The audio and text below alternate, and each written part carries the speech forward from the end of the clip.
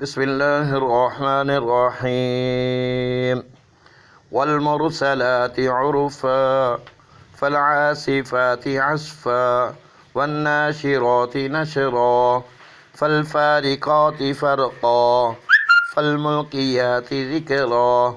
عذرا أو نذرا إنما توعدون لواقع فإذا النجوم طمست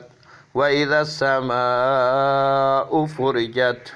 وإذا الجبال نصفت وإذا الرسل عقتت لأي يوم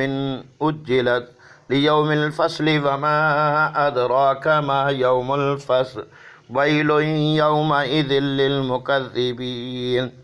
ألم نهلك الأولين ثم نتبعهم الآخرين كذلك نفعل بالمجرمين ويل يومئذ للمكذبين ألم نخلقكم من ماء مهين فجعلناه في قرار مكين إلى قدر معلوم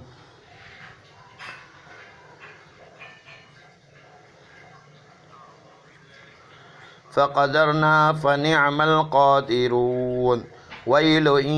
يومئذ للمكذبين ألم نجعل الأرض كفاتا أحياء وأمواتا وجعلنا فيها رواسي شامخات وأسقيناكم ماء فراتا ويل يومئذ للمكذبين انطلقوا إلى ما كنتم به تكذبون انطلقوا إلى ظل ذي 3 شعب لا ظليل ولا يغني من اللهب إنها ترمي بشرر كالقصر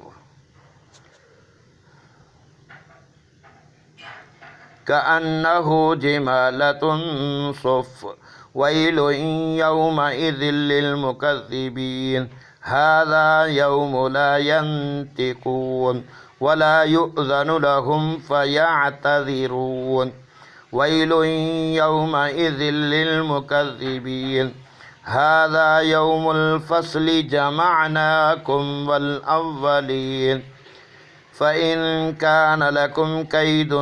فكيدون ويل يومئذ للمكذبين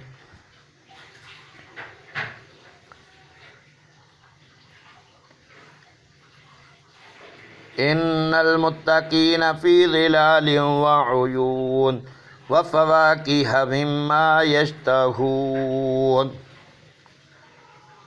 كلوا وتمتعوا قليلا إنكم مجرمون كلوا واشربوا هنيئا بما كنتم تعملون إنا كذلك نجزي المحسنين ويل يومئذ للمكذبين كلوا وتمتعوا قليلا إنكم مجرمون ويل يومئذ للمكذبين وإذا قيل لهم اركعوا لا يركعون ويل يومئذ للمكذبين فبأي حديث بعده يؤمنون آمنت بالله صدق الله العلي العظيم.